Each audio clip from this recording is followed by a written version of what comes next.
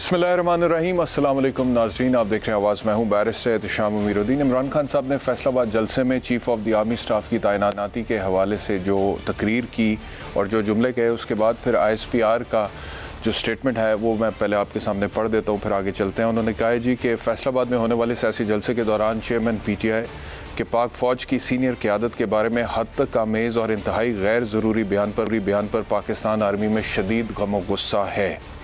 एक ऐसे वक्त में पाक फ़ौज की सीनियर क़यादत को मुतनाज़ा बनाने की कोशिश इंतहाई अफसोसनाक है, जब पाक फ़ौज कौम की सिक्योरिटी और हिफाजत के लिए हर रोज़ जाने कुर्बान कर रही है। आर्मी चीफ़ की तैनाती की आइन में वाज़ेह तरीक़ाकार मौजूद है और उसकी मौजूदगी के बावजूद सीनियर सियासतदानों की जानिब से इस ओहदे को मुतनाज़ा बनाने की कोशिश अफसोसनाक है। तो ये ISPR कह रही है। खान साहब ने जो कहा था वो क्या था, लेकिन इससे पहले कि मैं उसकी तरफ आऊँ, माजी के दरीचों में थोड़ा झांकते हैं। और इमरान खान साहब जब तहरीक अदम एतमाद कामयाब हो गई थी, उसके बाद फिर chief of the army staff की जो तैनाती होनी है नवंबर में, उसके हवाले से क्या कह चुके हैं ये ज़रा। खुर्रम दस्तगीर ने बात की कि जी अपना आर्मी चीफ लेके आएगा। इमरान खान को कोई ज़रूरत नहीं अपने आर्मी चीफ रखने की, मुझे कोई अपनी चोरी नहीं बचानी। अल्लाह के सामने मैं हाजिर होकर ये बात करता हूँ, मैंने कभी नहीं सोचा था कि नवंबर में किसको आर्मी चीफ बनाना। ये जो इनकी अपने ज़हन में खौफ आ गया था कि जनाब मैं वो जनरल फैज़ को लाना चाहता हूँ, बिलियंस ऑफ डॉलर्स इनके बाहर पड़े, तो इनको खौफ है उसका। उस खौफ की वजह से ये पैनिक कर रहे थे कि ओहो ये अगर वो नवंबर के अंदर अपना आर्मी चीफ रख लिया तो ये मुल्क को तबाह हो जाएगा, यानी इनकी फ्यूचर तबाह हो जाएगी। फिर एक और मौके पर इंटरव्यू देते हुए इमरान खान से जब सवाल हुआ कि chief of the army staff के साथ या इस्टेब्लिशमेंट के साथ आपके कैसे ताल्लुकात थे, तो जवाब में उन्होंने क्या कहा सुने। अब जो इमरान खान साहब ने कल फैसलाबाद के जलसे में कहा है वो मैं आपको पढ़ के सुना दें। तो उन्होंने कहा जी इनके इंतखाबात ना करवाने की दूसरी बड़ी वजह यह है कि नवंबर में नया आर्मी चीफ आने वाला है। जरदारी और नवाज शरीफ अपना आर्मी चीफ लाना चाहते हैं क्योंकि उन्होंने पैसा चोरी किया हुआ है। ये डरते हैं कि यहाँ कोई तगड़ा और मुहब्बे वतन आर्मी चीफ आ गया तो वो इनसे पूछेगा। इस डर से हुकूमत में बैठे हैं कि अपनी पसंद के आर्मी चीफ का तकर्रुर करेंगे। ये लोग सिक्योरिटी रिस्क हैं, ये दो लोग मुल्क के गद्दार हैं। किसी सूरत मुल्क की तकदीर इनके हाथ में नहीं होनी चाहिए। इस मुल्क का आर्मी चीफ मेरिट पर होना चाहिए, जो मेरिट पर हो उसको आर्मी चीफ बनना चाहिए, किसी की पसंद का आर्मी चीफ नहीं होना चाहिए। ये इमरान खान साहब कह रहे हैं। PMLN के मुसद्दिक मलिक की तरफ से क्या रद्द-ए-अमल है, सुनो। इस फौज का हर जवान, हर जर्नल तकड़ा है। इस फौज का हर जवान, इस फौज का हर जर्नल मुहिब्बे वतन, क्रिकेट खेलने वाला मुहिब्बे वतन है, जान देने वाला नहीं है। वो शख्स खुद बताता हो कि मैंने बॉल टेम्परिंग कैसे की, उस शख्स को क्या लगे न्यूट्रल के साथ। जब न्यूट्रल सूट करे तो अच्छा, जब न्यूट्रल खिलाफ चला जाए तो बुरा। अब इम्तिहान कानून नाफिज करने वाले इदारों का होगा, अब इम्तिहान इंसाफ देने वाले इदारों का। और पाकिस्तान मुस्लिम लीग नवाज के ख्वाजा आसिफ ये कह रहे हैं कि हम अपनी कानूनी टीम से मुशावरत कर रहे हैं और ये देखेंगे कि इस बयान पर इमरान खान को प्रोसिक्यूट किया जा सकता है। नहीं, इमरान खान के खिलाफ आने वाले में लंबी कानूनी कार्रवाई होने वाली हैं, कुछ शुरू हो गई हुई हैं, कुछ शुरू हो जाएंगी। लेकिन एक बात मैं आपके सवाल में जरूर कि हम खुदा खास्ता नजायज़ नहीं करेंगे। कानूनी जो हमारा माहिर हैं हुकूमत के अंदर जो हैं वो इसको एग्जामिन करेंगे कि ये प्रोसिक्यूट हो सकते हैं, नहीं हो सकते, प्रोसिक्यूट हो सकते हैं, उसका क्या रिजल्ट निकलेगा। तो ये सारे उसके कानूनी पहलू देख के तो ये कार्रवाई की जाएगी। इसके जवाब में PTI के फवाद चौधरी ने क्या कहा, ये भी सुने।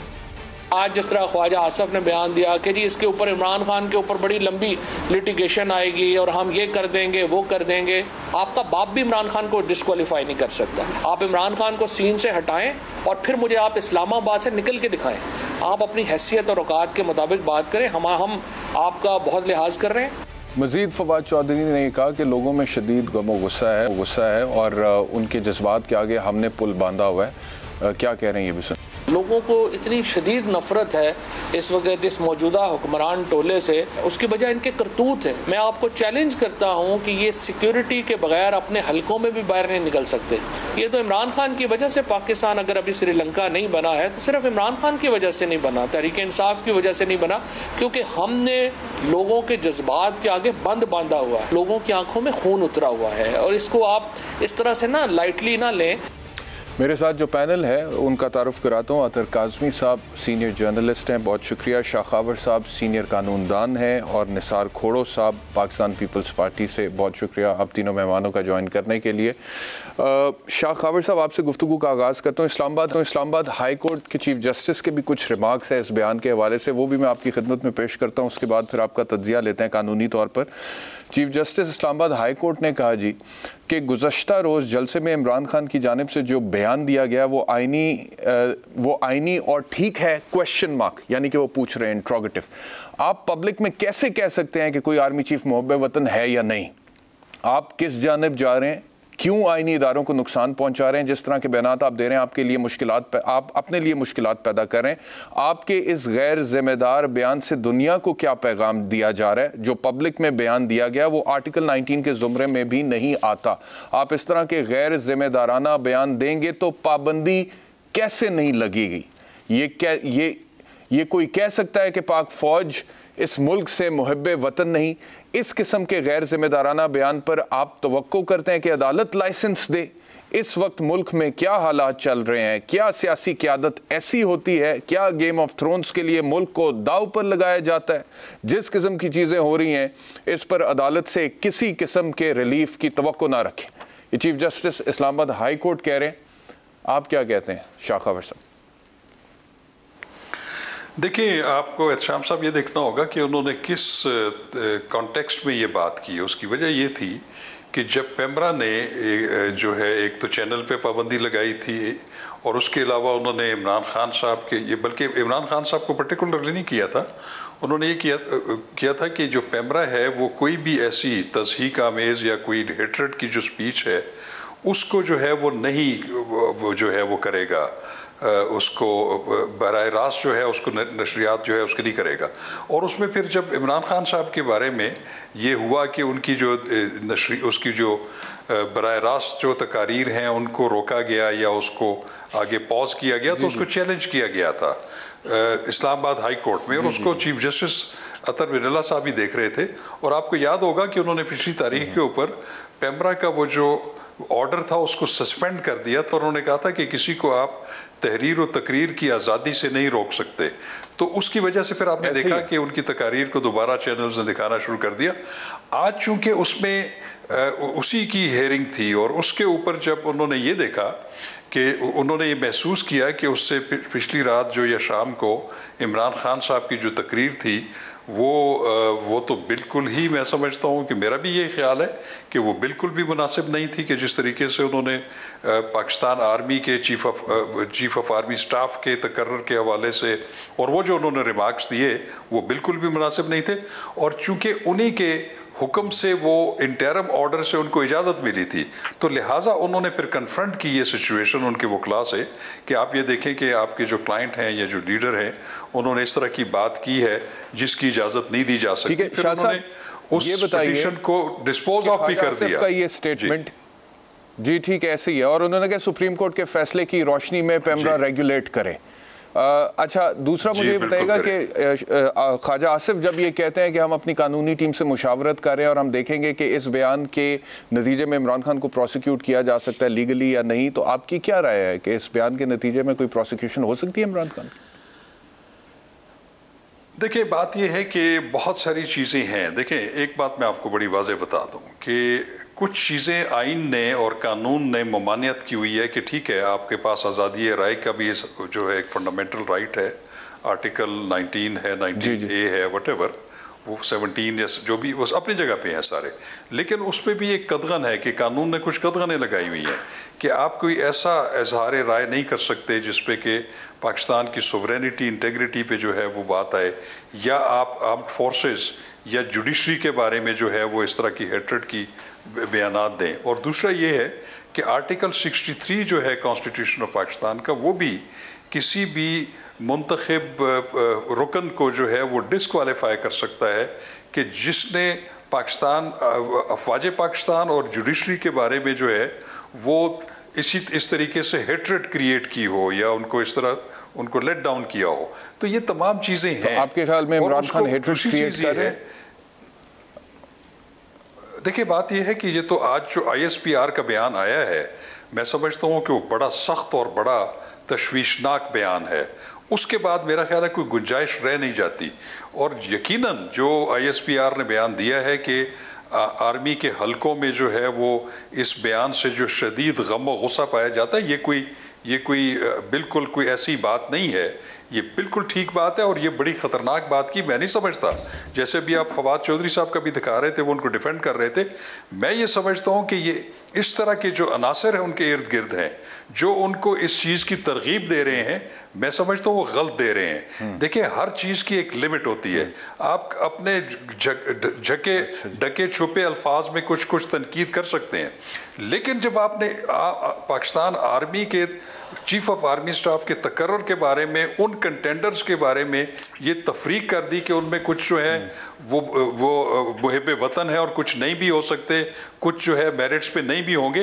एक बात मैं आपको एहतशाम साहब कह दूं, जो बंदा मेजर जनरल से लेफ्टिनेंट जनरल के ओहदे पे तरक्की पाता है और ख़ास तौर पे जिसने कोर कमांड की होती है, वो बिल्कुल एलिजिबल होता है, फिट होता है to be appointed as chief of army staff. वो इतने एक लंबे प्रोसेस से नीचे से गुजर के आया होता है। तो उसके बारे में अगर ये खदशे का इजहार करना कि उनमें किसी का इंटेग्रिटी लेवल कम होगा, मेरिट कम होगा या वो वफादार नहीं होगा कौम का, मेरा ख्याल है कि इससे हवास बाख्ता बयान मैं नहीं समझता कि कोई हो सकता है।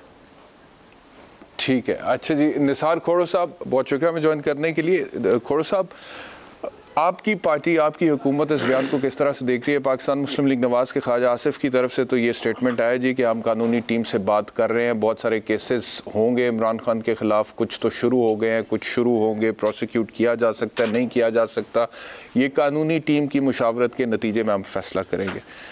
आप ऑन बोर्ड हैं? आपकी पार्टी ऑन बोर्ड है इसमें? देखिए सर, हम हुकूमत में हैं, हम इससे कतई नज़र इससे कोई कतराते नहीं है कि हम हुकूमत का हिस्सा नहीं हैं, और ये फैसला यकीनन हाई लेवल पे होगा, मेरी लेवल पे नहीं होगा। लेकिन बात मौजू क्या है, इमरान खान साहब को पकड़ने के तरीके क्या हैं?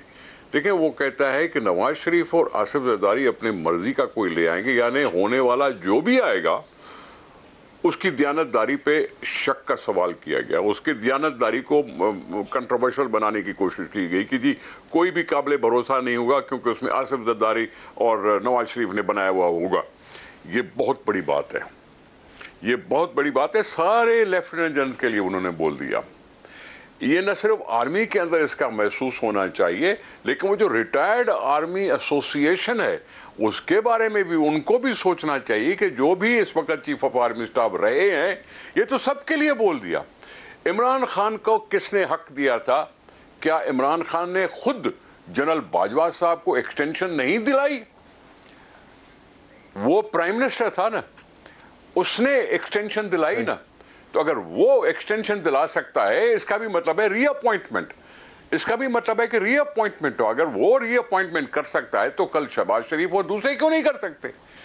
तो सीधी सी बात है कि इमरान खान झंझलाहट का शिकार है, झिल्लाया हुआ है, उससे हुकूमत हाथ से गई है, इसलिए उसको समझ में नहीं आ रहा कि वो किस तरह से वापस हुकूमत में आए। वो बस चाहता है कि जी कोई और न रहे मेरे सिवा, मैं नहीं हूं तो पाकिस्तान पर एटम बम गिराया जाए। ये कोई तुक की बात है?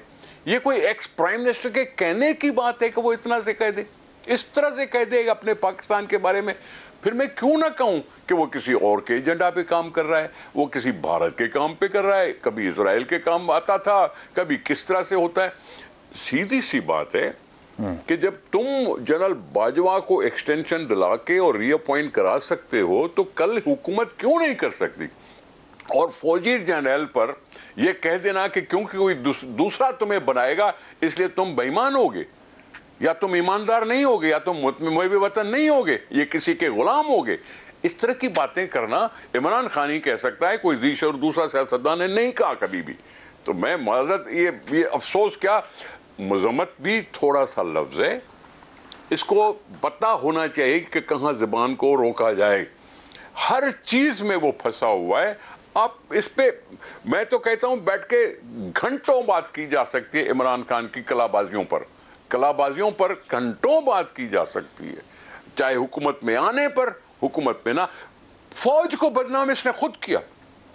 प्राइम मिनिस्टर का क्या काम है कि रोजाना वो तोते की तरह रट लगाए, ये एक पेज पे हैं, हम एक पेज पे हैं, हम एक पेज पे हैं, हम एक पेज पे हैं। क्या रट लगाने की जरूरत है? कोई दूसरा हमसाया मुल्क ये कहता है, श्रीलंका कहता है, इंडिया कहता है, बांग्लादेश कहता है, नहीं कहते। आर्मी का काम है कि वो स्टेट की मुहाफिज बने, अंदरूनी तौर पर या बैरूनी तौर पर, और वो कोई भी हुकूमत में हो उसका सपोर्ट। आर्मी ने क्या कसूर किया? उन्होंने कहा भाई हम सियासत से थोड़ा दूर जा रहे हैं, खामखा में घसीटा जा रहा था, हम दूर हैं, आप जाने अपना काम जाने। ये सारी चीजें अगर आर्मी ने की हैं तो फिर उनको निशाना क्यों बनाया? सारी कौम का भी क्या मुतालबा रहा है? सारी कौम का मुतालबा यह है कि उनको सियासत में नहीं आना चाहिए, और अगर उन्होंने ऐसा कर दिया है तो पाकिस्तान के अवाम को खुशी होनी चाहिए। ये अब उनकी अब किरदार खुशी कर रहा है, जो आएगा उसकी किरदार खुशी करेगा, जिसको भी बनाया जाएगा उसकी किरदार। खोड़ो साहब, आप ये कह रहे हैं कि इमरान खान जो है उनका प्रॉब्लम ये है कि वो कहते हैं कि न्यूट्रल क्यों है इस्टेब्लिशमेंट, ठीक है, और लेकिन इमरान खान या उनके जो हमायती हैं, रहनुमाएं, उनको अगर आप अक्सर सुने तो वो अपनी मीडिया टॉक वगैरह में ये गुफ्तगू करते हैं और वो कहते हैं कि इस्टेब्लिशमेंट जो है इस वक्त उसके ताल्लुकात आप लोगों के साथ, आपकी जमात के साथ, आपकी पीडीएम के साथ या हुकूमत के साथ अच्छे हैं, और वो फिर उनकी न्यूट्रलिटी पर भी सवाल उठा देते हैं उसके बाद। तो आप जेन्युइनली समझते हैं कि इस वक्त की जो एस्टेब्लिशमेंट है वो न्यूट्रल है, या फिर जो पीटीआई कहती है कभी वो कहते हैं न्यूट्रल है, कभी वो कहते हैं कि वो उनका झुकाव आपकी तरफ है? सर आपकी अपनी क्या राय है?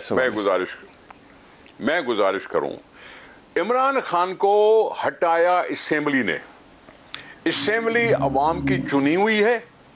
अब असेंबली के मेंबरान पर एक इल्जाम लगा दिया क्योंकि जी उनको पैटर्नेज हासिल थी, इसलिए ये सारे इस तरह से हुए। ये क्यों कहने की जरूरत है? सुप्रीम इदारा पार्लियामेंट को मानते हो, सुप्रीम इदारे के बैठे हुए मेंबरान ने अपनी सोच समझ के कलेक्टिव विजडम के साथ ये सारा कुछ किया। उसके इत्तेहादी निकल के हमारे साथ मिले, जो पाकिस्तान पीटीआई के जो लोग थे, हमने उनको इस्तेमाल नहीं किया, वो बैठे रहे, उन्होंने वोट नहीं दिया, हमने उनको नहीं इस तरह से एक्सपोज किया। हाँ, वो आज भी बैठे हुए हैं अपोजिशन में, लेकिन इसके इत्तेहादी अगर इससे निकल जाते हैं तो इसमें पार्लियामेंट का क्या कसूर है? इसमें फौज की बात को आना ही क्यों चाहिए? ये तो खुद कहते रहते जी वन पेज है, वन पेज है, वन पेज है।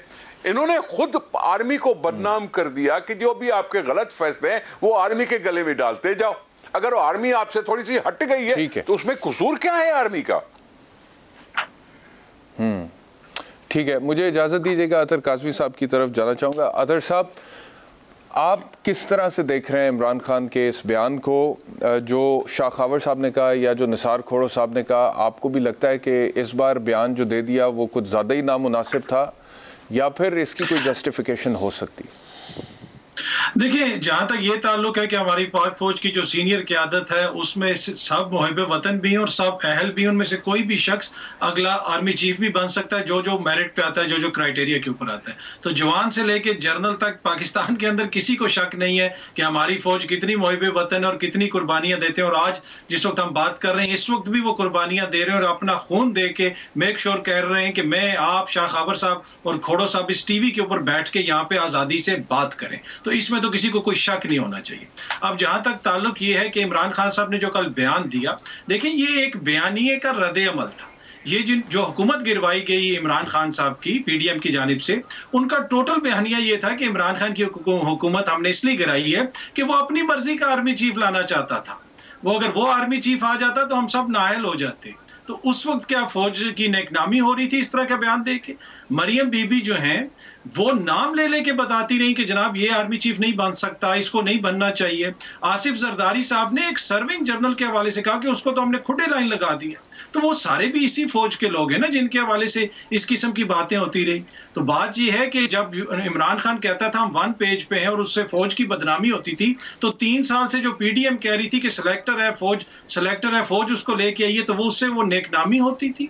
तो इमरान खान का जो बयान है वो उस बयानिए के रद्द अमल के तौर पे आप देखें, जो बयानिया पीडीएम का है कि खान साहब ये करना चाहते थे और इस काम के लिए वो फौज को इस्तेमाल करना चाहते थे, तो ये उसका रद्द अमल है। उससे ज्यादा मुझे कोई चीज नहीं लगती इसमें। नहीं तो उसमें जिस तरह से आपने भी शुरू में कहा कि जी तमाम जर्नैल और तमाम जवान जो हैं वो मुहिब्बे वतन भी हैं, वो तगड़े भी हैं, लेकिन जो इमरान खान साहब का स्टेटमेंट है अगर उसको सुना जाए तो उसमें लगता है कि जैसे वो कोई किसी किस्म की कोई तफरीक करने की कोशिश कर रहे हैं। वो जब कहते हैं कि chief of the army staff अगर कोई मुहिब्बे वतन आ गया या तगड़ा आ गया तो इन लोगों को अपनी चोरी का डर है ना कि पैसे पकड़े जाएंगे। That is the impression that he is trying to give.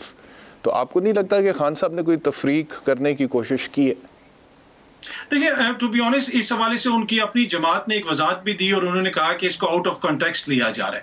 लेकिन जो मुझे सामने नजर आता है, जो बयानात खुल के दिए जाते हैं कि मरियम बीबी खुल के कहती हैं अगर ये आर्मी चीफ बने तो ये आइन, कानून और कौम के मुंह के ऊपर तमाचा होगा। इस किस्म की तो कोई बात नहीं की खान साहब ने। दूसरी बात यह है कि ये जो इस वक्त हुकूमत है, जो ख्वाजा आसिफ साहब आज बैठ के उन्होंने प्रेस कॉन्फ्रेंस की, कुछ अरसा पहले तक इनके जो बयानात हैं वो आपने भी सुनाए, मैंने भी देखे, पूरी कौम ने सुने। इस वक्त जो हुकूमती इत्तेहादी हैं, 14 अगस्त को उन्होंने, मोहसिन दावड़ साहब ने फरमाया कि हमारी फौज बिला इश्तियाल आम शहरियों को मारती है, निहत्ते शहरियों को मारती है और उसके खिलाफ कोई कानूनी कार्रवाई नहीं होती, इसलिए वो रोज ऐसी हरकतें करते हैं। और अब ये फॉरेन अफेयर्स की जो कमेटी है उसके चेयरमैन है, सब एम्बेसडर्स भी इसको सुनते हैं। तो क्या उस वक्त इस हुकूमत के अंदर किसी को गुस्सा नहीं आया, किसी को ख्याल नहीं आया कि अपनी फौज के हवाले से इस तरह की बात हमें करनी चाहिए या नहीं करनी चाहिए? बाकी बात यह है कि चाहे खान साहब हो या पीडीएम हो, सबको अपनी अपनी सियासत करनी चाहिए, इदारों को बीच में मत घसीटें। 3 साल से आप इदारों को बीच में घसीटते रहे, उनको सिलेक्टर कहते रहे कि तुम खान से तो मुकाबला ही नहीं है,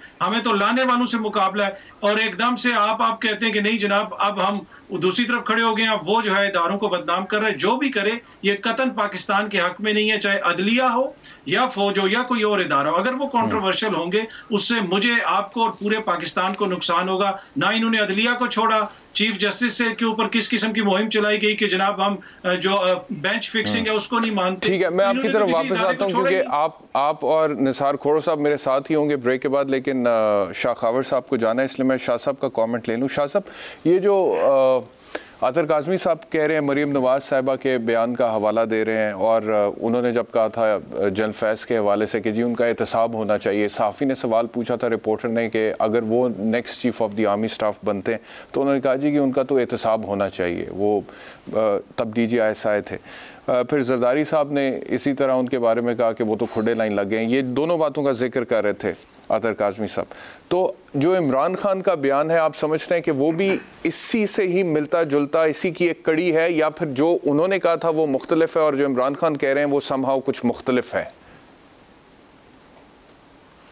अच्छा, साहब सबसे पहले तो मैं ये कहूँ कि कोई भी जो हमारे सियासतदान हैं, इवन शहरी हैं, सहाफ़ी हैं, वो एक हद तक तो इदारों के ऊपर या शख्सियात के ऊपर तनकीद तो कर सकते हैं, लेकिन जब एक तनकीद ऐसी हो जो कि पूरे इदारे के मोराल को जो है उससे असर पड़ता हो या उसके कमांड में असर पड़ता हो या उसका इम्प्रेशन इंटरनेशनली बुरा जाता हो, चाहे वो मरीम नवाज साहिबा ने कहा हो, चाहे वो आसिफ जरदारी साहब ने कहा हो या ABC किसी ने भी कहा हो या इमरान खान साहब ने कहा हो, इन चीज़ों से हमारी कुछ ग्रे एरियाज़ हैं जिसके ऊपर हमें इज्तनाब करना चाहिए, उस पर इस तरीके से तनकीद नहीं करनी चाहिए। उनकी भी जो तनकीद थी वो भी बेजात, मैं समझता हूँ कि उसकी भी कोई जस्टिफिकेशन नहीं है। लेकिन ये वाला जो कल का बयान है, मैं जब खुद भी कल सुन रहा था, क्योंकि मैं बराह रास्त उनकी स्पीच सुन रहा था, तो मुझे उसने डिस्टर्ब कर दिया। मैं आपको ऑनेस्टली बताऊं कि मैं दम बखुद रह गया कि ये इतनी एक ब्रेजनली एक बात कहना, क्योंकि आप ढके छुपे अल्फाज में ठीक है, आप एक अंदिया भी दे सकते हैं, आप अपनी तकरीरों में करते भी रहते हैं, तहफ़्फ़ुज़ात का भी इज़हार करते रहते हैं, लेकिन एक आने वाले आर्मी चीफ ऑफ स्टाफ के बारे में, उसकी सिलेक्शन के बारे में और इस तरह के, वो भी पब्लिक मीटिंग में आप समझ लें कि चौक और चौराहों में अगर इस तरह की बातें शुरू हो जाएंगी तो उसका असर जो है वो आपके दुश्मन ममालिक क्या लेंगे, आपका जो आने वाला चीफ ऑफ आर्मी स्टाफ है उसके बारे में लोग क्या कहेंगे कि क्या ये मेरिट पे है या नहीं है, या वो दिलेर है या नहीं है, या वो कॉम्प्रोमाइज करने वाला है, वो करप्शन के साथ खड़ा होने वाला है या नहीं होगा। ये बातें मैं समझता हूँ कि एक लिमिट से ज़रा आगे की बात है। इसीलिए आपने देखा होगा कि इस तरह के बयानात जो कि पहले भी सियासी लीडरान जिनका आपने जिक्र ठीक है शाह साहब, ब्रेक का वक्त है और आजमी साहब, निसार खोड़ो साहब हमारे साथ हैं, ब्रेक के बाद वापस आते हैं।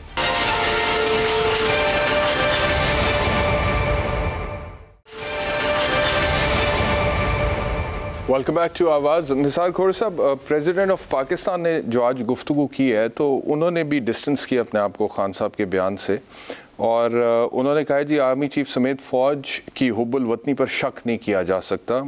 मौजूदा हुकूमत समेत सब इदारे मुहिब्बे वतन हैं, फ़ौज मुहिब्बे वतन है, जान देती है। फ़ौज ने सैलाब में भी काम किया। इमरान खान अपने बयान की खुद वजाहत करें कि इनके कहने का क्या मकसद था। पस पर्दा मुफाहमत के लिए काम कर रहा हूँ, कोशिश कर रहा हूँ कि स्टेक होल्डर्स में गलत फहमियाँ दूर करूँ। वज़ीर आज़म शहबाज शरीफ से भी बातचीत होती रहती है। तो ये जो सदर पाकिस्तान कह रहे हैं, एक तो उन्होंने कह दिया कि ख़ुद अपने बयान की वजाहत करें, दूसरा वो ये कह रहे हैं कि मैं मुफाहमत पर काम कर रहा हूँ, मुख्तलिफ स्टेक होल्डर से बात कर रहा हूँ, कोशिश कर रहा हूँ कि गलत फहमियाँ दूर हों। तो आपके इल्म में ऐसी कोई बात है कि president of Pakistan is trying to play the bridge ताकि ये मिसअंडरस्टैंडिंग्स दूर हो सकें, जिसकी वजह से आजकल इतना सियासत में एक बहरान की कैफियत है? देखिए भाई, देखिए इसको हटाया कौमी असेंबली ने। इनका फर्ज था कि वो अपोजिशन में आके बैठते। हम अगर कम थे तो अपोजिशन में बैठते थे, इनकी खरी खोटी सुनते थे और जवाब देने की कोशिश करते थे। अगर असेंबली ने इनको हटाया तो पहले तो उन्होंने असेंबली की बेइज्जती की कि उन्होंने इस्तीफा दिलवाने का कहा। अभी सेनेट में आते हैं लेकिन कौमी असेंबली में नहीं आते। कंट्राडिक्शंस है अपनी जगह पे। अगर इस तरह की बात है, देखें खान साहब मैं समझता हूं अपने तरफ अटेंशन ड्रॉ करने की कोशिश कर रहा है। वो बढ़ बढ़ के बातें जो कर रहा है उसमें किसी का ख्याल नहीं रख रहा। वो सिर्फ इसलिए कह रहा है कि जी मुझसे बात करो। आरिफ अलवी साहब ने 2-3 दफ़ा बयान दिए। अगर आरिफ अलवी साहब के बयान की इतनी अहमियत है तो आरिफ अलवी साहब का वो बयान भी तो आप मान लो ना, जिसमें उसने कहा था कि जी इस अदम एतमाद के पीछे किसी का इशारा नहीं था। उसने बरमला उसने कह दिया। आज इमरान खान के लिए उसने कह दिया कि इसका जवाब खुद इमरान खान देंगे, जिस तरह से उसने बात की है। ये सारी वो चीज़ें जो हैं वो अगर आरिफ अलवी की बात हमको करने के लिए संजीदगी से सोचना है तो फिर क्या है कि आप और हम जिक्र न करें उसका। ये टोटली अपने तरफ झिल्लाया हुआ है, झिंझलाया हुआ है। ठीक है, ये जो आपने कहा खोड़ो साहब कि इमरान खान ये चाहते हैं कि मुझसे बात की जाए, आपने कहा ना कि वो इमरान खान ये चाहते हैं कि मुझसे बात करो। इसकी तो नफ्सियात को जहां तक मैं वो क्या चाहते हैं कि एस्टैब्लिशमेंट उनसे बात करे, इसलिए तो वो कहता रहा है असेंबली में न्यूट्रल ना हो, एस्टेब्लिशमेंट न्यूट्रल ना हो, वो जानवर होता है। ये एस्टेब्लिशमेंट बीच में पड़े, इनको क्यों लाई है? अब वो उसको जब लाते थे तो वो खुश था, वो जब खुद लाडला था तो खुश था। अभी अगर उन्होंने विड्रॉ कर लिया है अपनी सपोर्ट और न्यूट्रल रहने की कोशिश कर रहे हैं तो घसीटा तो इमरान खान ने ना, जानबूझकर बड़ी बड़ी बातें करके उनकी तरफ कह रहा है ना कि जी बात करो। आरिफ अलवी साहब क्या कह रहे हैं? वो भी एक लिहाज से यही कह रहे हैं कि जी बात की जाए इमरान खान से। भाई इमरान खान से बात क्यों की जाए? असेंबली का टाइम पूरा हो रहा है अक्टूबर में, इसको अदम एतमाद से उतारा गया है। अभी अपोजिशन का किरदार अदा करके जब टाइम होगा तब इलेक्शन हो जाएगी। इसमें बात करने की क्या बात है? इलेक्शन फेयर एंड फ्री हो, ठीक है, बात करने की क्या बात है कि इमरान खान से बैठ के बात की जाए? ओके अतर काज़मी साहब, क्यों बात की जाए इमरान खान से? आईनी तौर पे वो कहते हैं तहरीक अदम एतमाद आई थी, आईनी तौर पे वो कामयाब हो गई, आईनी तौर पे इमरान खान की हुकूमत चली गई, आईनी तौर पे मौजूदा PDM की हुकूमत बन गई, इलेक्शन अपने टाइम से होंगे, इस्टेब्लिशमेंट न्यूट्रल रहना चाहती है। इमरान खान साहब पूरे मुल्क में जलसे करके एक वक्ता डाला हुआ है उन्होंने, जैसे कहते हैं। तो क्यों बात की जाए इमरान खान से? क्यों सब्र नहीं करते PTI वाले? ना करें बात के, वो तो बात तो नहीं कर रहे ना, वैसे भी बात नहीं हो रही। और खान साहब तो वैसे भी कहते हैं कि इलेक्शन के अलावा किसी और चीज के ऊपर हम बात नहीं करेंगे, तो ना करें बात, वो भी बात ना करें, ये भी बात ना करें। और इस वक्त जो मुल्क की हालत है, कि आप समझते हैं कि इस हालात के अंदर बातचीत के बगैर हम मुल्क को आगे लेके जा सकेंगे, जहां पे आधा मुल्क सैलाब में डूबा हुआ है? मैच्योरिटी दिखानी पड़ेगी सारी जमातों को। देखिए इस वक्त, लेकिन तो खान साहब भी बात करने के लिए तैयार नहीं होते ना। वो कहते हैं कि मैं वो सिंधु देश वालों से बात हो सकती है, तालिबान से हो सकती है, चोरों से बात नहीं हो सकती है। और जब वो चोर कहते हैं, आपको पता है वो किसकी बात करते हैं? ऑब्वियसली खान साहब का एक नैरेटिव है और दूसरी जो दीगर जमातें हैं उनका भी एक नैरेटिव है, तो वो दोनों अपने अपने नैरेटिव पे अड़े हुए हैं। लेकिन इस वक्त अगर वो कोई बातचीत नहीं कर रहा, तो उसमें पाकिस्तान का देखना पड़ेगा कि क्या इससे पाकिस्तान को फायदा हो रहा है या नुकसान हो रहा है। अब इसका कौन करेगा इसका फैसला? जिस तरह आपने भी बात की कि खान साहब हर जगह पे जलसे कर रहे हैं, अब अवाम में तो उनके बयानियों को बड़ी मकबूलियत मिल रही है, वो जिधर भी जा रहे हैं सैलाब के बावजूद बड़े बड़े जलसे हो रहे हैं। तो मेन इशू ये है कि अगर हम इंतखाबात की तरफ जाते हैं तो बहुत सारी चीजों का हल निकल सकता है। ऑब्वियसली आप तो इतनी जल्दी इंतखाबात हो भी नहीं सकेंगे क्योंकि सैलाब वगैरह आया हुआ है, पर इंतखाबात करवाने के मूड में नहीं है हुकूमत, और वही एक स्टिकिंग पॉइंट है। और मुझे नहीं इतनी जल्दी इसके ऊपर कोई बात, तो सवाल मैं आपसे पूछ रहा हूं, मुझे ये डेडलॉक ही लगता है। यही तो मैं सवाल आपसे पूछ रहा हूं कि मिड टर्म इलेक्शन या अर्ली इलेक्शन ये हुकूमत क्यों करवाए? अगर इमरान खान साहब के पास इतनी सीटें हैं नेशनल असेंबली में, तो जिस तरह पीडीएम ने उनको फारिग किया है, वो भी इनके खिलाफ एक तरीका अदम एतमाद ले आए और उनको फारिग करवा दे। But what is the justification for an early election, जबकि उनके पास 1 साल पूरा है? वो क्यों हुकूमत छोड़ें, वो क्यों जाएं? उन्होंने इतने मुश्किल फैसले ले लिए हैं, तेल महंगा किया है, डीजल महंगा किया है, बिजली महंगी की है, IMF के लिए शराइत मानी है, वो सारा अपना कंधों पर बोझ उठा के उसके बाद वो घर भी चले जाए। यही तो वो पूछ रहे हैं निसार खोड़ो साहब। जी जी, तो असल बात का तो आपने जिक्र भी नहीं किया। नैब का कानून भी चेंज किया, EVM के हवाले से कानून भी चेंज किया, ओवरसीज पाकिस्तानियों का वोट का हक भी वापस किया। हाँ जी, ओवरसीज का। और वो जो स्टेट बैंक के हवाले से कानून था, जिसके हवाले से कहते थे कि अब स्टेट बैंक का गवर्नर वासराय हो गया, स्टेट बैंक को गिरवी रख दिया, उस कानून को नहीं तब्दील किया। तो मसला ये है कि अगर आप हुकूमत में आ गए और आप तो यही तो पूछ रहे हैं कि अब जब इतना कुछ कर दिया तो फिर वो क्यों घर चले जाए? भाई अर्ली इलेक्शन आपकी इमरान खान की ख्वाहिश पे क्यों करा दें? वो मैं उसी तरफ आ रहा हूँ एहतशाम भाई, मैं उसी तरफ आ रहा हूँ कि मत जाएं, करें डट के हुकूमत। जो आपकी 25-26 किलोमीटर की हुकूमत है उसको चलाएं। हालत ये है कि आपके मिनिस्टर के ऊपर कोई हंसता है तो आप उसको गिरफ्तार करवा देते हैं इस्लामाबाद में। तो क्या आप इस तरह हुकूमत चला लेंगे? अगर आप समझते हैं कि एक शख्स, एक भटका हुआ शख्स एक तरफ है, बाकी सारी जमहूरियत पसंद कूफते हैं जो ज़ियाउल हक के उसमें वारिस भी हैं, भुट्टो के वारिस भी हैं, बादशाह खान के वारिस भी हैं, जमीयत के वारिस भी हैं और उसमें PTM वाले भी हैं, अगर ये सारी जमहूरी कूफते समझती हैं कि इन सब का नजरिया एक है, तो ये डट के करें हुकूमत और इमरान खान को करने दे। ऑपोजिशन क्या फर्क पड़ता है? असल ऑपोजिशन लीडर और आइन और कानून के मुताबिक ऑपोजिशन लीडर तो राजा रियाज हैं। इमरान खान की क्या हैसियत है? जी खोड़ो साहब क्या कहेंगे इस पर? जी जनाब आली, ठीक है, जलसा कर रहे हैं, मैं किसी पार्टी से हक नहीं छीन सकता कि वो जलसा ना करें। सैलाब का टाइम हो, जलसा कर सकते हैं, कर लिए हैं। उन्होंने बड़क मार दी थी सैलाब के बावजूद लोग इतनी तादाद में आ रहे हैं, आने दें। सियासी पार्टी जलसा कर सकती है, करने दें। लेकिन जलसे में जो की गई बातें उसको आपने मौजू बनाया ना, जो जलसे में की गई हैं बातें उसको आप मौजू बना के बहस कर रहे हैं कि उन्होंने अफवाज पाकिस्तान के आइंदा के बारे में ये कह दिया। अब उन्होंने खुद भी तो रीअपॉइंटमेंट की थी जनरल बाजवा की एक वजीर आजम की हैसियत से। कल को शहबाज शरीफ साहब भी मुकर्रर क्यों नहीं कर सकते? उसमें किसी का नाम घसीटने की जरूरत क्या है? कोई ना कोई होगा ना। सही है। मैं देखें, कल परसों मैं उनकी बहावलपुर की तकरीर सुन रहा था, पता नहीं किसी लोटे का जिक्र कर रहे थे, तो मैं हैरत में पड़ गया कि लोटे की बात कर रहे हैं। ये जनरल मुशर्रफ के साथ थे, पीपुल्स पार्टी के लोग तोड़े गए 10, उसमें से 6 लोगों को बहुत बड़ी बड़ी वजारतें मिली। इमरान खान के उस वक्त समझ में नहीं आ रहा था, मुशर्रफ पे तनकीद की थी उसने उस वक्त कि जी तुमने क्यों तोड़े, तुम डेमोक्रेसी चला रहे हो या क्या चला रहे हो? ये उस वक्त तो कुछ नहीं कहना, आज अपने लोटे बनने पर इनको नुकसान और बहुत गुस्सा आ रहा है। भाई LI से जिसने तुम्हें यहां बिठाया, ये एलाइज अगर आपके साथ न होते तो आप वजीर आजम नहीं बन सकते थे। आप ये 3.5 साल इस तरह से जुल्म न कर सकते थे। आप अपने ऐश भी किए, इशरत भी की, सब कुछ भी किया, लेकिन इन्हीं एलाइज ने आपको उधर बिठाया था और एलाइज आपको छोड़ गए। तो इसमें तिल मिलाने की क्या बात है?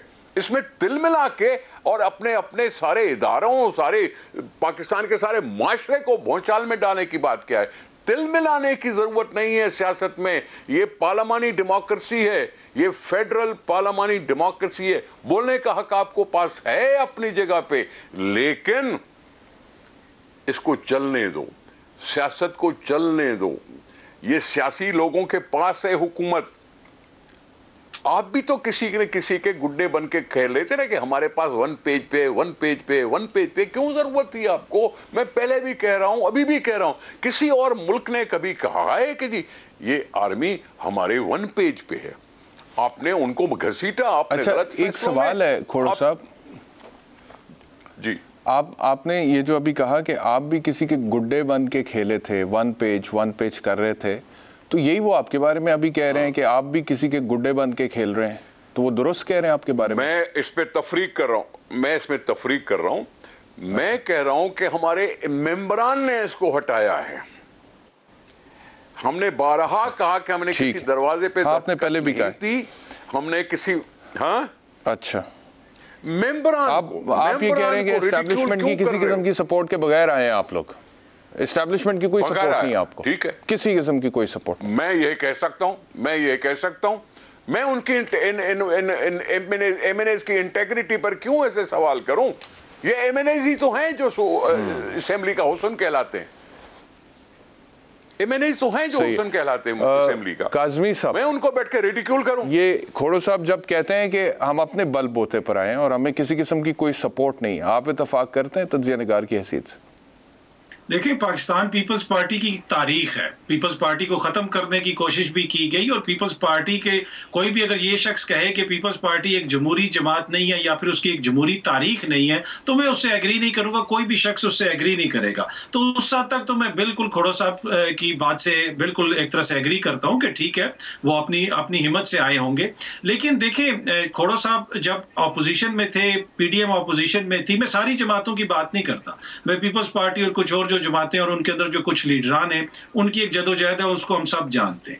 वो सारे मोजिज जो लीडरान हैं वो ये कहते रहे कि एस्टेब्लिशमेंट का रोल बहुत ज्यादा बढ़ गया है, जमहूरी जमातों के इस हवाले से सीरियस डायलॉग करने की जरूरत है। माजी में चार्टर ऑफ डेमोक्रेसी भी हुआ, तो क्या ये जरूरत नहीं है इस वक्त के गुज़िश्ता 3 सालों से जो आप लोग इल्जामात लगा रहे थे, अब खान साहब इल्जामात लगा रहे हैं, तो जो लोग हैं बीच में जो संजीदा क़यादत है वो बैठ के किसी चीज के किसी पॉइंट के ऊपर तो आए ना कि हाँ जी इस हद तक हम एग्री कर सकते हैं कि जमहूरियत में एस्टेब्लिशमेंट का काम होगा कि वो जमहूरी हुकूमत के पीछे खड़ी होगी, जिस तरह हर जमहूरी मुल्क में होता है। लेकिन सियासत में उसका किरदार हम महदूद करेंगे, और किरदार महदूद किस तरह करेंगे? हम उनको जाके नहीं बुलाएंगे कि जनाब आप आके हमारे साथ खड़े हों, या उनसे जाके हम खुफिया मुलाकातें नहीं करेंगे। एस्टेब्लिशमेंट को तो हम बुरा भला कहते हैं, लेकिन कुछ रोल हमारे सियासतदान भी अदा करते हैं। तो मेरे ख्याल में इसमें अब खुद सोचने की जरूरत है, मौजूदा हुक्मरानों को भी और जो हालिया जो माजी में हुक्मरान रहे हैं खान साहब। ठीक है, एक सवाल का जवाब आपसे, उसके बाद मैंने सैलाब के हवाले से स्टोरी पर बात करनी है। आप क्योंकि लंदन में हैं, मियां नवाज शरीफ साहब भी लंदन में हैं,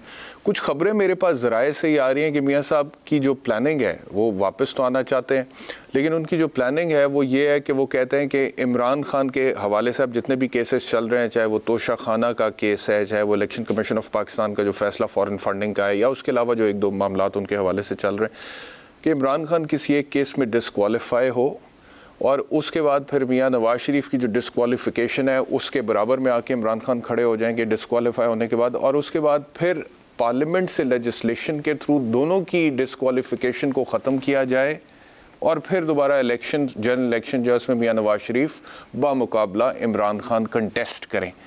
तो आपकी खबरें क्या कहती हैं, इतलात क्या कहती हैं, यही प्लानिंग है PMLN की?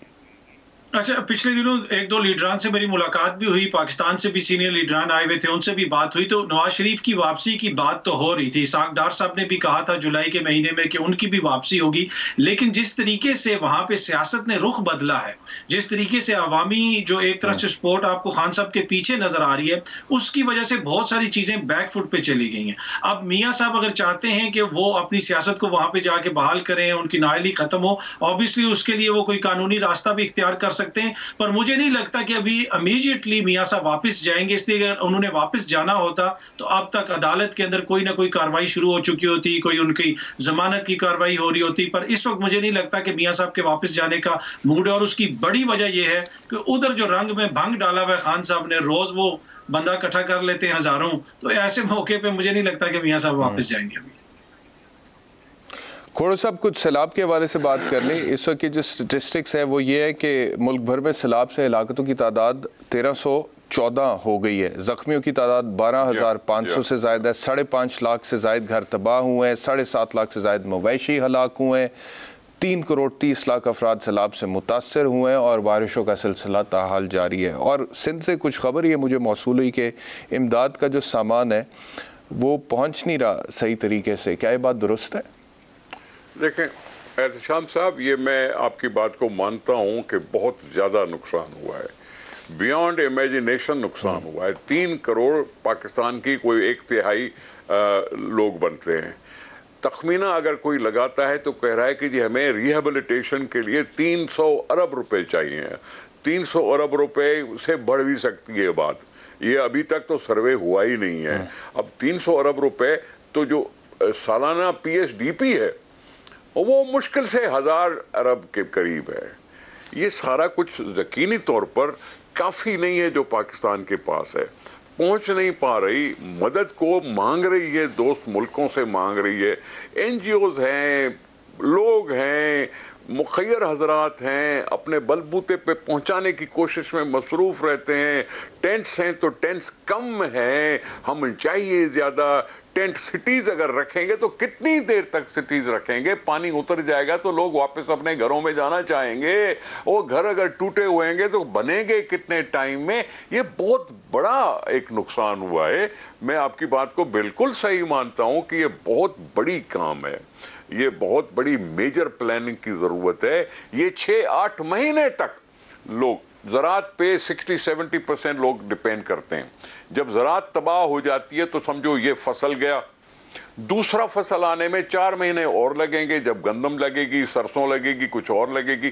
तो ये 5-6 महीने जो है लोगों को गुजारने सोच रहे हैं कि जी हम कैसे गुजार सकेंगे, सस्टेन कैसे कर सकेंगे अपनी इस मजबूरी को, अपनी इसी बीमारी को, अपनी इसी कमज़ोरी को। बच्चे बीमार हो रहे हैं यकीनी तौर पर, सारे मुल्क में ऐसा हुआ है।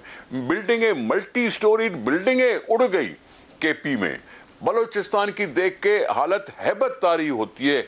आप सिंध के कटाव देखें तो उसमें जितना पानी बहता है आपको अंदाजा नहीं है कि कितना पानी बहता है, कि हम पानी को रोक। लेकिन खोड़ो साहब, सवाल ये है ना, कोई नहीं रोक सकता। सवाल ये है कि जो इमदादी कार्रवाइयाँ हैं वो उसमें उनकी सिमत क्या दुरुस्त है? क्योंकि अगर कई जगहों से शिकायत आ रही है, कुछ जगहों से कि इमदादी सामान पहुंच नहीं रहा, तो वो तो फिर गवर्नमेंट की जिम्मेदारी है ना। और दूसरा, पिछले हफ्ते जब मैं शो कर रहा था सर, तो बिलावल भुट्टो जरदारी साहब के हवाले से खबर आई थी कि उन्होंने 1 खरब 30 अरब रुपए जमा किए हैं अक़वाम मुत्तहिदा के रुकन ममालिक से पाकिस्तान में ये सैलाब ज़दगान की मदद के लिए।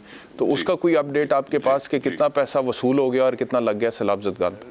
देखें, मुझे ये पता है कि उन्होंने कॉन्फ्रेंस की थी जिसमें सारे ममालिक आए थे। उन्होंने अपने तौर पर ज़बान तौर पर कहा कि जी हम इतना प्लेज करना चाहते हैं। उस प्लेज करने के बाद जो रसद होती है उसमें यकीनन कुछ टाइम लगता होगा, उसमें ज़रूर लगेगा। ये एक प्रॉमिस है, ये ना, ये लेटर ऑफ इंटेंट है। जैसे MOU साइन होता है ना, ये इस तरह से MOU है कि जी मेमोरेंडम ऑफ अंडरस्टैंडिंग, कि हम इतना आपको कंट्रीब्यूट करेंगे।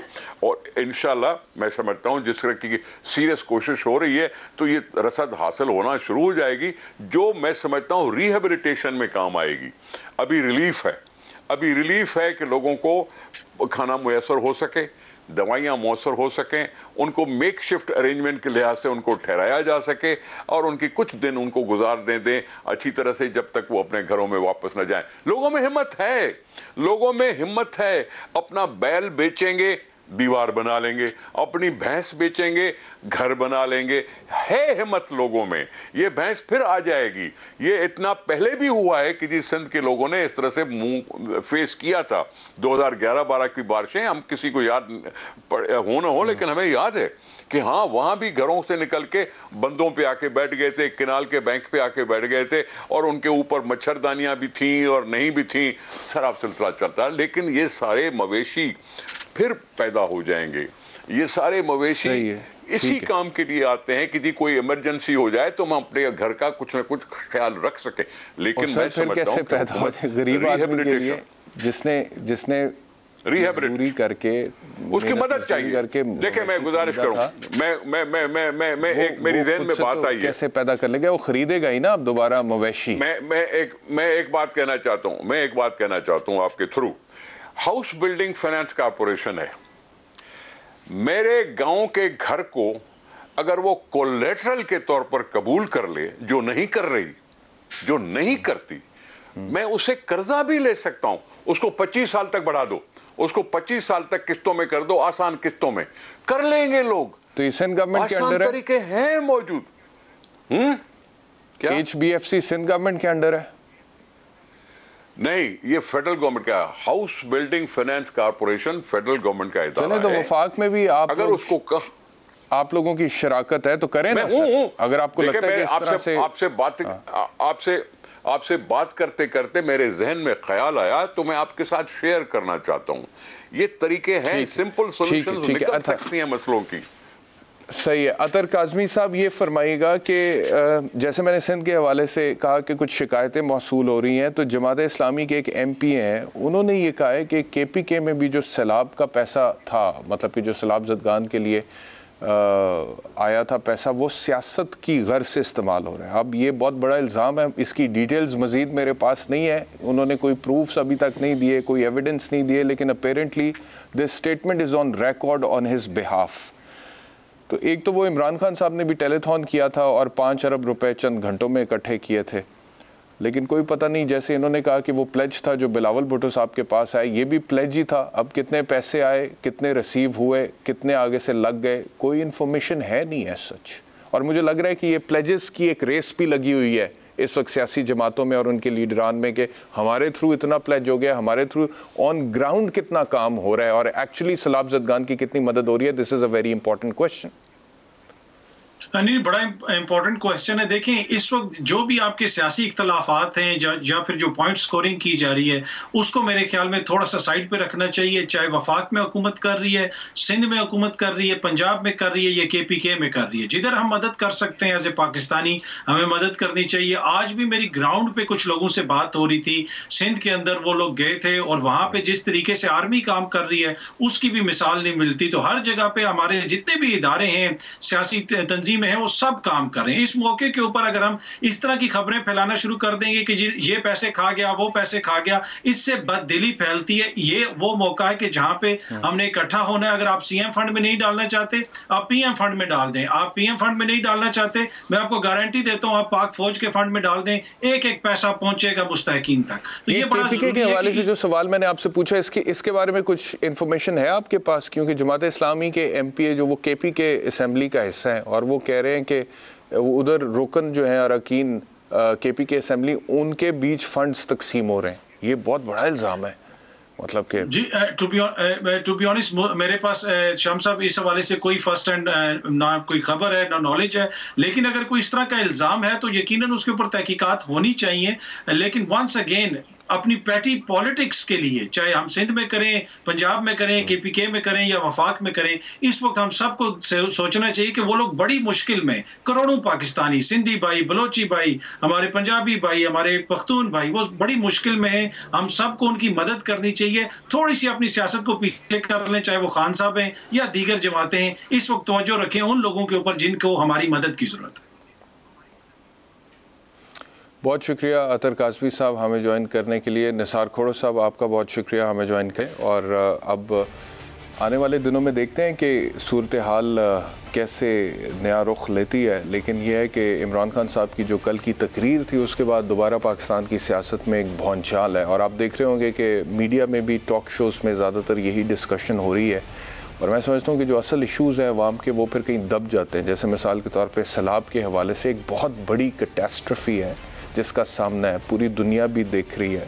तो बजाय इसके कि हमारे सियासतदान कम से कम जो रियासत से मुतल्लिक मामलात हैं वहाँ पर मिलकर कोई स्ट्रेटजी बनाएं, इस मुल्क को आगे निकालना है ना, किसी जगह पहुँचाना है, तो वो सियासत में ज़्यादा उलझे रहते हैं और फिर स्टेटमेंट्स आते हैं और उसके बाद फिर मीडिया में भी सारा फोकस डिस्ट्रैक्ट हो जाता है। इंशाल्लाह दोबारा आपसे मुलाकात होगी, अपना ख्याल रखिए, अल्लाह हाफ़िज़।